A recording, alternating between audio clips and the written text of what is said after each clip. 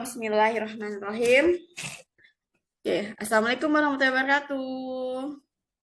Waalaikumsalam warahmatullahi wabarakatuh. Oke, selamat siang. Semoga masih semangat ya. Oke, Ya, Bu.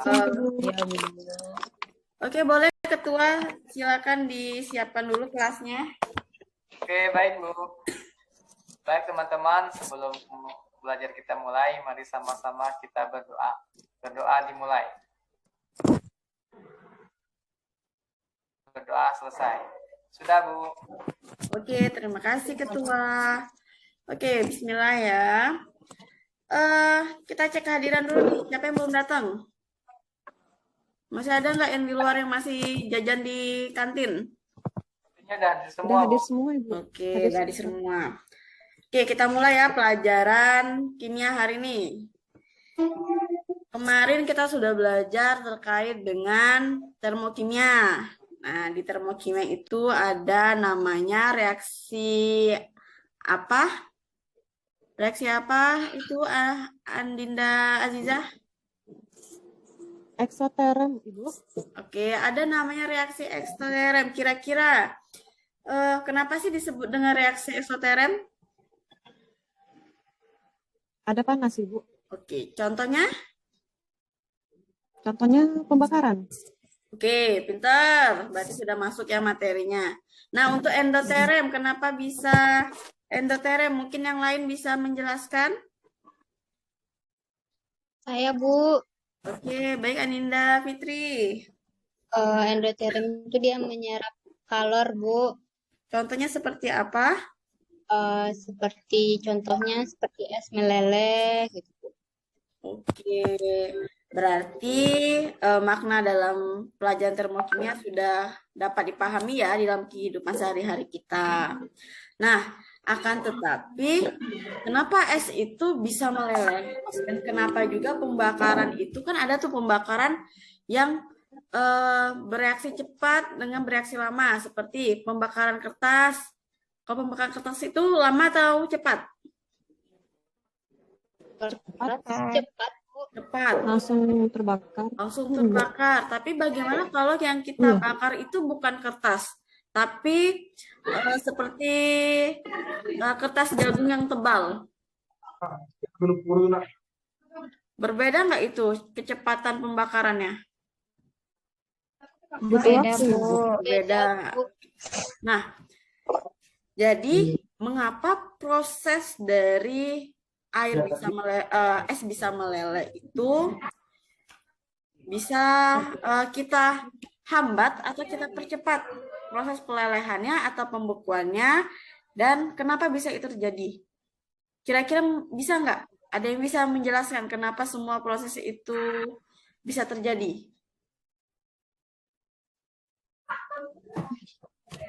Apa ya Bu? Nah, masih bingung kan? Makanya hari ini kita akan mempelajari bagaimana proses suatu fenomena yang kita lihat dalam kehidupan sehari-hari itu bisa kita percepat, bisa kita perlambat, dan melihat faktor apa saja sih yang bisa mempengaruhi kecepatan suatu reaksi tersebut. Oke, sebelumnya Ibu sudah memberikan LKPD ke kalian sesuai dengan kelompoknya masing-masing. Namun sebelum kita lanjut ke LKPD, kita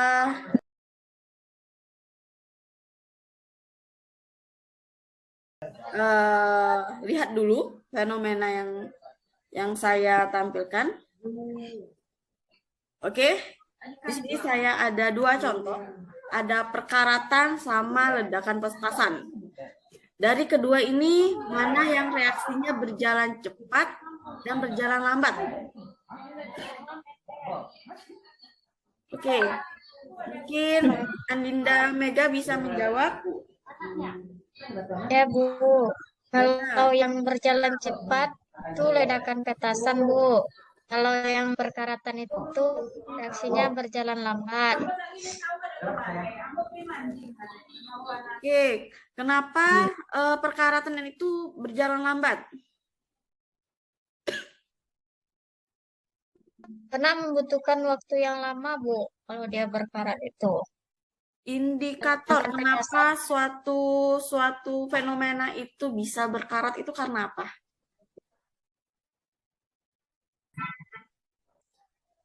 Biasanya itu besi, Bu, kalau berkarat itu terkena air atau berada di Air. tempat yang lembab. Oh, air dan tempat lembab ya. Cuman di sini sudah tahu belum seberapa besar sih konsentrasi yang bisa mempercepat suatu perkaratan besi? Belum, Bu. Belum, Bu. Nah, ini ya, kita akan mempelajari bagaimana suatu konsentrasi itu bisa mempengaruhi seperti ledakan petasan. Ledakan petasan ini termasuk reaksi apa? Cepat atau lambat? Cepat, Bu. Cepat. Nah, kenapa dia reaksinya cepat? Bagaimana sih proses kembang api itu bisa habis? Mungkin ada yang bisa menjelaskan proses kembang api tersebut?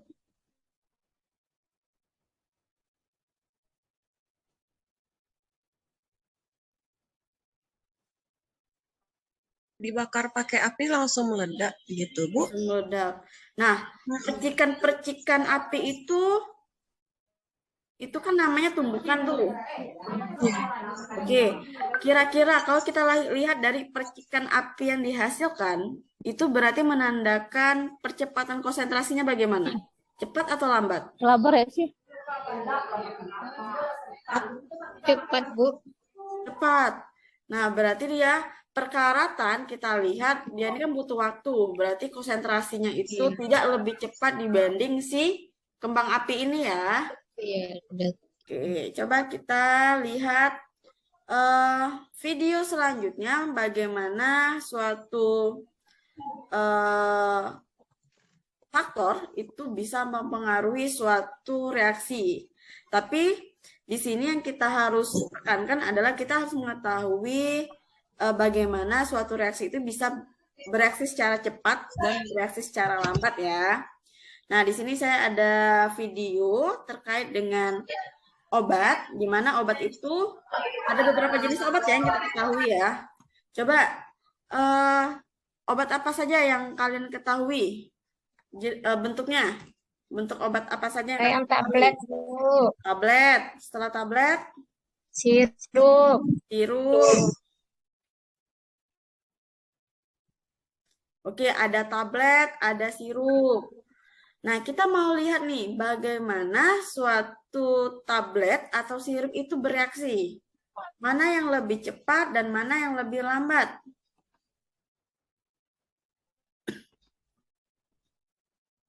Oke, mari kita lihat ya sama-sama.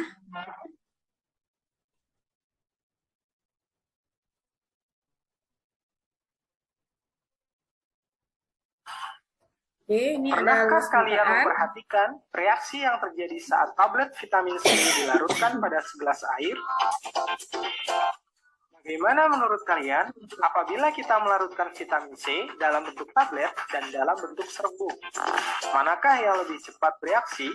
Nah, menurut kalian mana yang cepat bereaksi? Yang tablet atau yang serbuk? Yang serbuk, Yang Bu. serbuk. Bu. Serbuk, Ibu. Yakin ya serbuk? Coba kita kunci dulu ya jawabannya. Kita lihat nih kelanjutan videonya. Mari kita peragat. Sediakan alat dan bahan berikut ini. Tablet vitamin C. Tablet vitamin C yang dihaluskan. 2 gelas air. Dan stopwatch.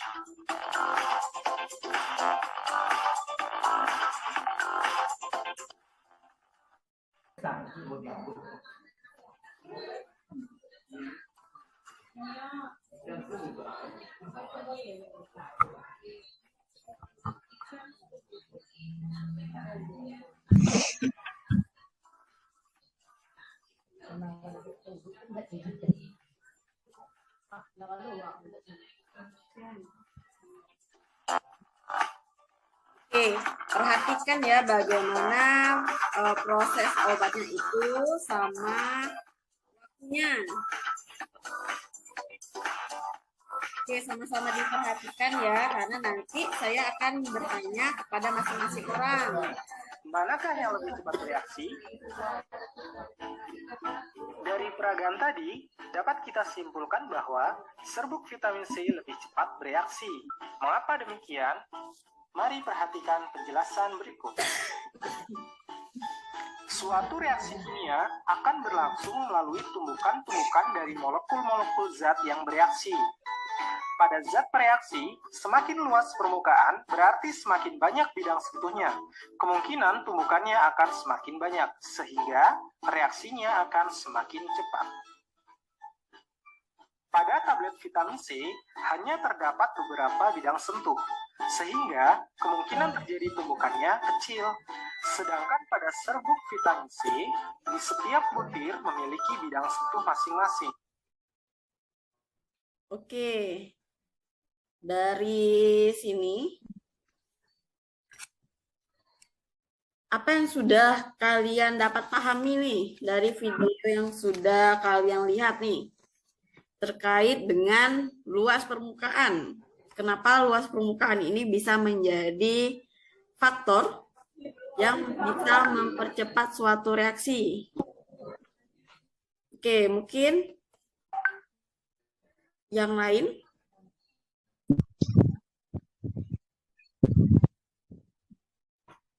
Mungkin Aninda Aziza bisa menjawab kenapa luas permukaan itu bisa menjadi salah satu faktor yang bisa mempercepat reaksi. Lebih cepat larutkah, Ibu? Oke, cepat larut. Mana yang cepat larut tadi? Yang tablet atau yang serbuk? Yang serbuk, Ibu. Alasannya? Karena ukurannya kecil.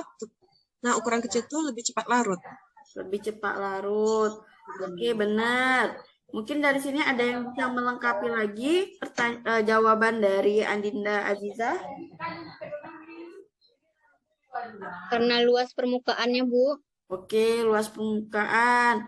Nah, menurut Andinda Fitri, kenapa luas permukaan bidang sentuh ya itu ya jadinya ya bisa mempengaruhi kecepatan suatu reaksi? Apa sih yang dimaksud dengan luas permukaan itu? Mengapa bisa jadi dia faktor mempercepat reaksi?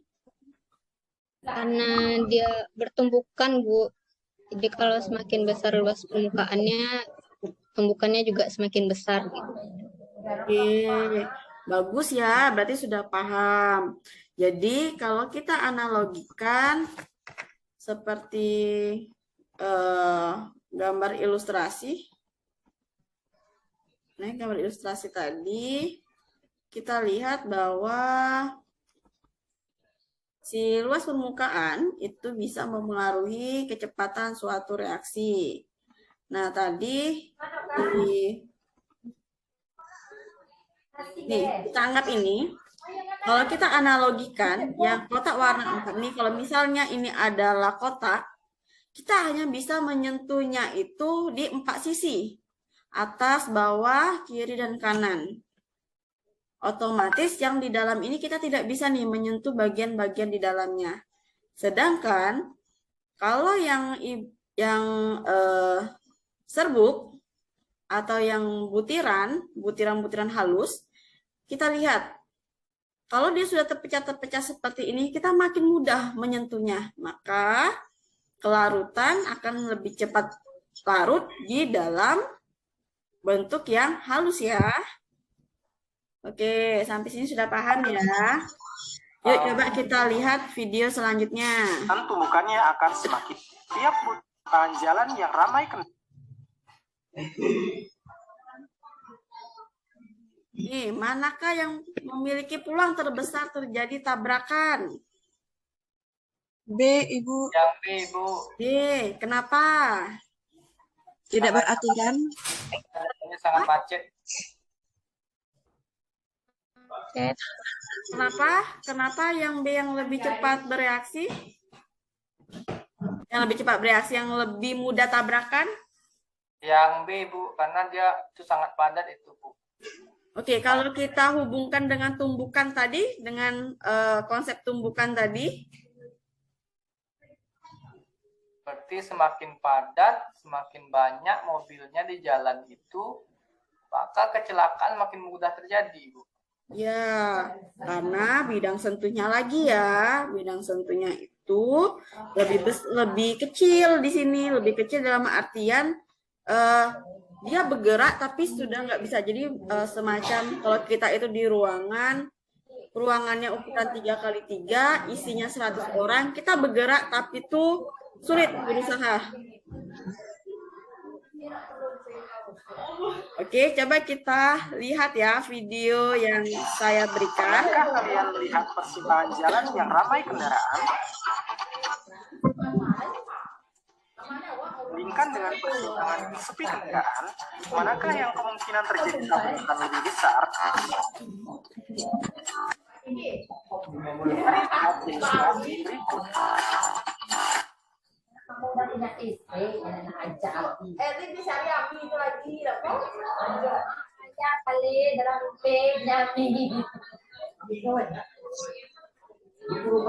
Yang memiliki kemungkinan tabrakan lebih besar? Di ilustrasi ini dapat kita lihat bahwa pada persimpangan jalan yang ramai kendaraan, kemungkinan terjadi tabrakan semakin besar. Lalu, apa hubungannya dengan laju reaksi? Mari kita perhatikan penjelasan berikut. Dalam hal ini, mobil mewakili banyaknya zat reaksi.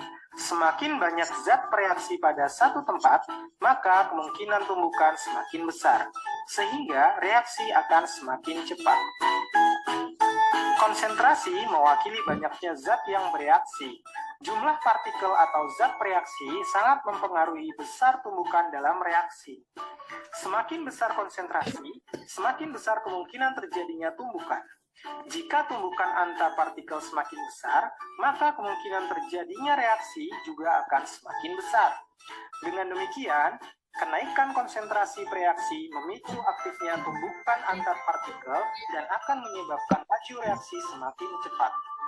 Sebaliknya, jika konsentrasi reaksi semakin kecil, maka kemungkinan terjadinya tumbukan juga akan semakin kecil, sehingga laju reaksi akan menurun. Jadi, semakin besar konsentrasi.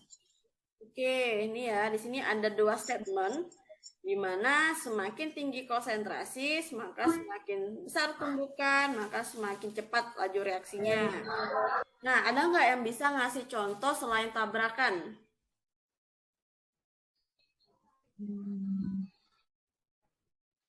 Selain tabrakan, mungkin di kimianya, di praktikumnya. Ada clue-nya, Ibu? Clue-nya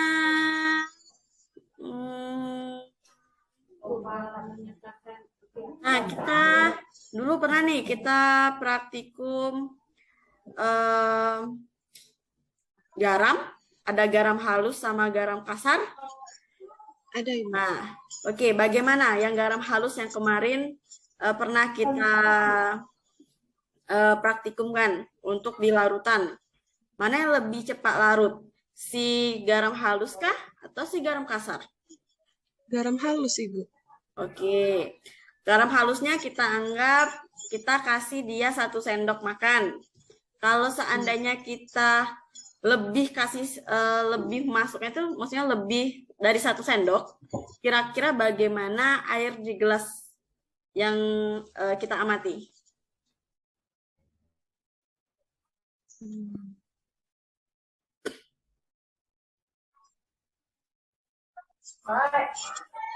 Makin keruh nggak kira-kira garamnya dalam situ?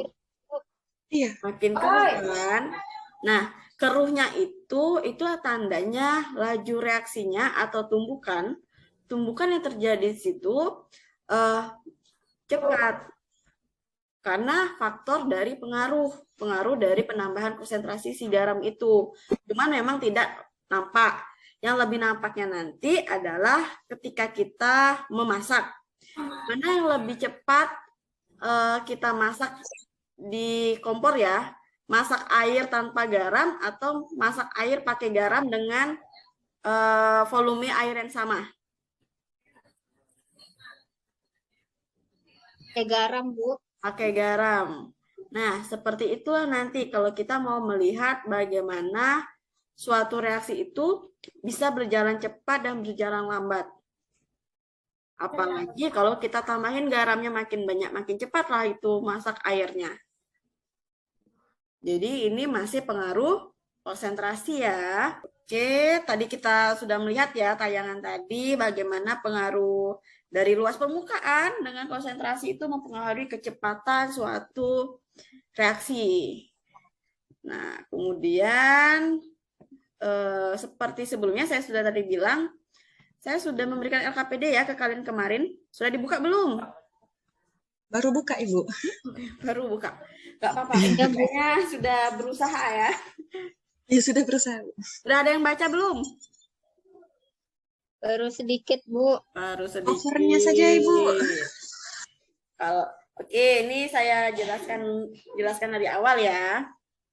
Oke, di sini ada beberapa kegiatan nih yang harus kalian kerjakan nih. Tadi kan kita sudah melihat nih fenomena-fenomena perkaratan, pembakaran, kita sudah melihat. Kemudian kita sudah tahu juga ya yang mana reaksi eksoterem sama endoterem. Kalau api tadi reaksi apa? Eksoterem atau endoterem? Eksoterem, Ibu. Eksoterem, Bu. Nah, kalau seandainya batang kayunya kita perbesar, kira-kira cepat atau lambat reaksinya? Sepertinya lambat, Bu. Lambat. Sepertinya begitu. Otomatis kalau seandainya luas permukaannya kita perbesar ya, perkecil ya, maka laju reaksi berjalan Lebih cepat. Lebih lambat. lebih Lambat. lambat dong. Kan luas permukaan, bukan konsentrasi. Iya, betul, Ibu. Otomatis tumbukannya semakin besar atau semakin kecil? Semakin Makin. Ini baloknya kita bikin besar nih. Kita bikin besar, kita bakar. Kan tadi sudah terjawab nih laju reaksinya semakin kecil. Lambat. Bukannya bagaimana kira-kira? Sedikit, Ibu. Sedikit. Nah, proses perkaratan juga seperti itu ya, tergantung lagi situasi. Nah, cuman kalian pernah berpikir nggak sih, perkaratan itu nggak semuanya berjalan cepat dan ada yang berjalan lambat juga kan? Kalian pernah nggak lihat perkaratan di daerah laut? Di daerah laut sama perkaratan di daerah rumah kita, itu mana yang lebih cepat? Perkaratan Laut ya, Ibu? Di laut, dekat laut. dekat laut. Oke. Sudah pernah belum kalian cari alasannya kenapa perkaratan di laut itu bisa mempercepat suatu reaksi? Ini mungkin Karena air laut asin, Ibu. apa? Air lautnya asin. Karena airnya lautnya asin. Kita cuma tahu bahwa, oh mungkin karena air lautnya asin, maka cepat reaksinya. Nah, maka dari itu, di tahap yang kedua ini, kalian disuruh, kenapa sih besi itu bisa cepat bereaksi, cepat berkarat di daerah yang kadar asamnya atau kadar garamnya lebih tinggi. Nah, di sini kalian cantumkan nih. Cantumkan semua permasalahan-permasalahan terkait kenapa besi itu lebih mudah berkarat di laut. Kemudian seandainya nih, kenapa juga api itu berbeda-beda pembakarannya kalau kita kayu yang lebih besar atau kayu kecil. Kemudian permasalahan apa lagi yang berkaitan sama lingkungan? Nah, kenapa rumah susun itu lebih cepat dilahap api kalau seandainya ada kebakaran dibanding rumah yang berjarak? Rumah susun lebih padat, Bu. Nah, rumah susun. Nah, tapi bagaimana dengan konsep kimianya? Kita tahu bahwa itu mempercepat reaksi karena bergabung-gabung ya, berdempet-dempet. Tapi bagaimana hubungannya dengan teori tumbukan dan laju reaksi tadi yang konsentrasi sama luas permukaan.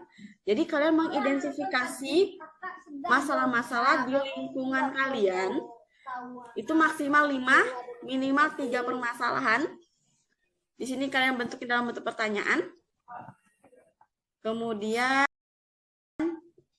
kalian kumpulkan data seperti tadi. Kenapa besi di laut itu lebih mudah berkarat? Nah, kalian cari bersumbernya, bisa dari buku, internet, bahan-bahan bacaan yang lain ya. Nanti kalian isi nih. Jangan lupa bikin catatan kakinya dari siapa.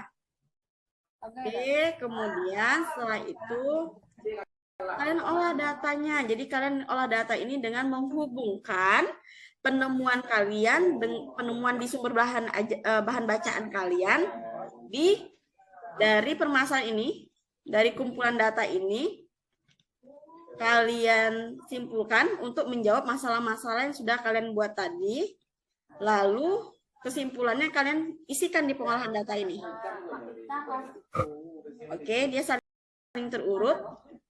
Setelah itu nanti, karena kita ini sudah berbagi kelompok, saling tukar ya, saling tukar informasi antara kelompok yang satu dengan yang lainnya. Kemudian setelah itu kesimpulannya nanti kalian baca ya, kalian baca di depan kelas untuk melihat apakah ada perbedaan hasil di antara kalian, kelompok kalian dengan kelompok yang lain. Oke, sampai sini ada pertanyaan terkait tugas LKPD-nya. Sudah Bu, sudah paham Bu. Sudah paham Ibu. Oke. Oke, ini silakan ya berdiskusi. Ibu kasih waktu 20 menit ya. Sekali Ibu. Cepat sekali. Ya. Oke, kita oke lah, kita kasih waktu 45 menit ya. Karena kan kita 2 jam nih. 45 menit saya kasih waktu. Oke, Ibu. Oke, sudah selesai ya. Nah, dari pekerjaan kalian nih. Dari pekerjaan kalian, dari pengumpulan datanya juga sudah selesai ya, sudah dikerjakan. Siapa nih yang mau mau memaparkan hasil diskusi kelompoknya terkait mungkin permasalahan yang ada, yang sudah ada kalian buat? Saya coba boleh Ibu? Boleh, silakan Linda Aziza. Jadi gini, terjadinya perkaratan di pantai ya Ibu. Iya. Jadi ya perkataan di pantai itu kalau saya cari referensinya disebabkan oleh air itu bercampur dengan karbon di udara yang kemudian membentuk asam karbonat. Asam itu yang membuat zat besi lebih cepat larut dan mudahnya terjadi perkaratan. Seperti itu Bu yang saya rasa. Oke. Nah, kalau begitu tentunya berbeda ya perkaratan di daerah laut sama di daerah kita. Kalau kita ini kan cuman ada oksigen ya, oksigen, air hujan. Sedangkan kalau di laut pasti memiliki perbedaan kelembaman, kemudian perbedaan suhu asam juga di situ ya. Sampai sini kalian paham? Paham Ibu. Paham Ibu. Oke, nah siapa nih sekarang yang bisa menarik kesimpulan dari pembelajaran kita hari ini terkait dengan kecepatan reaksi, kemudian pengaruh luas permukaan, sama pengaruh konsentrasi.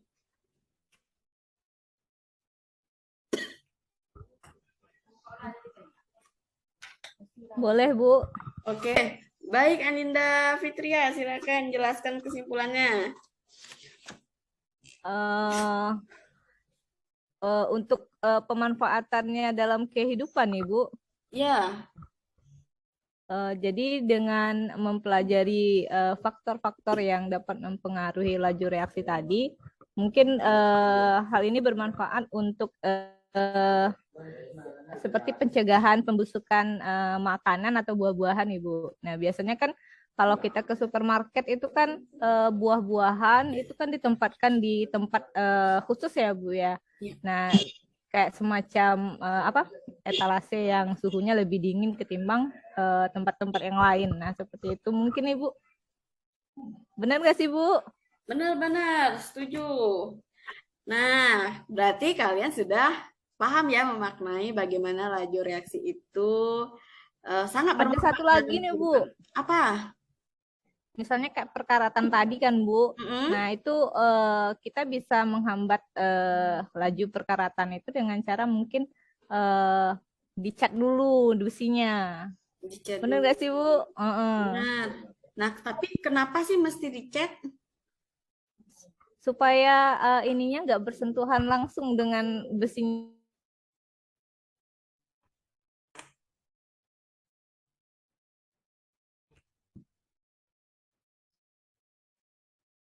Lagi.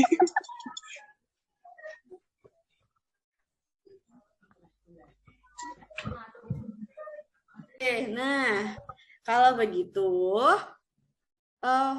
tadi juga kita sudah menyinggung ya bahwa penyimpanan di kulkas dan penyimpanan di etalase supermarket itu bisa menghambat pembusukan ya, pembusukan baik dari buah-buahan, bisa pembusukan dari makanan ya, makanan seperti ikan, daging selebihnya.